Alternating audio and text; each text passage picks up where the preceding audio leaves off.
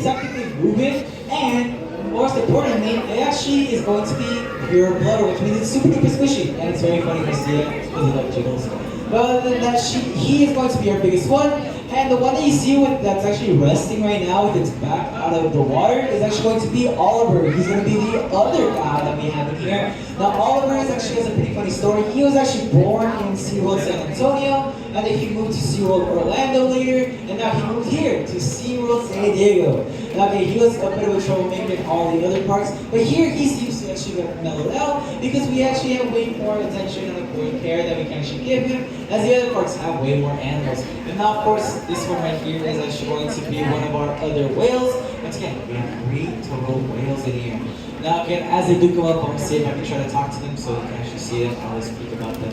And now, of course, we do in fact have an underwater viewing for our beluga whales here. So if you want to see them underneath the water, there is an underwater viewing at the very end of the exhibit. So if you actually want to see our belugas underneath the water, it's going to be at the end of the exhibit. And now we also have sea otters and walruses, not in this pool, but in other pools right in here as well. So if you actually want to see some different types of animals, we in fact have our otters.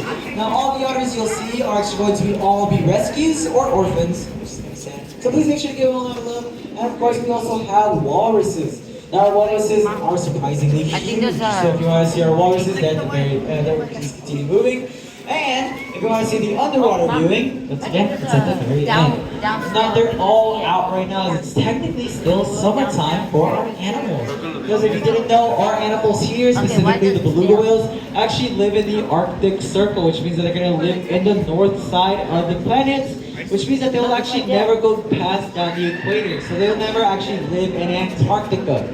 So again, there's actually 2 different spots. The Arctic is going to be on the north side, Antarctica is actually going to be on the south side, where penguins live. So if you never see this beluga whale and a penguin will never actually meet out in the wild, which is actually kind of funny to think about.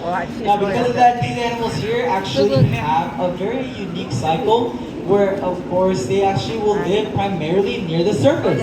That is why their backs don't have a dorsal fin, that fin on the top of their back. They don't have one. They should technically have one. Technically they're, okay, a lot of technicalities, but their scientific name in Greek is basically going to be finless whale, which is pretty funny because they don't have fins. So instead they have what is called a dorsal ridge, which looks like a spine on their back. That's technically not a spine, it's like a knuckle that they can actually use to punch through ice. Because they live around ice so often, they can actually use their back to basically punch through the ice to make air moles, because they're mammals just like us, so they constantly have to get air. So because of that, they'll spend most of their life near the surface, and because of that, you actually see them right near the surface, always near our animals here. If not, folks, if any of you have any questions whatsoever regarding our animals here or anything else about the park, please come up to me over here in the Grace Ridge jacket and mask, and I will be more than happy to help. If not, folks, it is going to be a very busy day today, as of course it is a holiday weekend. Now again, because it's a holiday weekend, there's plenty of shows and activities to do around the park, and most importantly, a lot of animals to see. So again, folks, you have plenty of stuff to do, and we'll also have fireworks tonight. So if you want to stick around for the fireworks, you are more than welcome to. But I'll tell you this right now, the best view for the fireworks is in the parking lot. Now again, folks, if you have any questions whatsoever about our animals or anything else about the park, once again, I'm Alejandro and I'm the Education and Conservation Department. Please make sure to stay hydrated and enjoy your day in the park here at SeaWorld San Diego.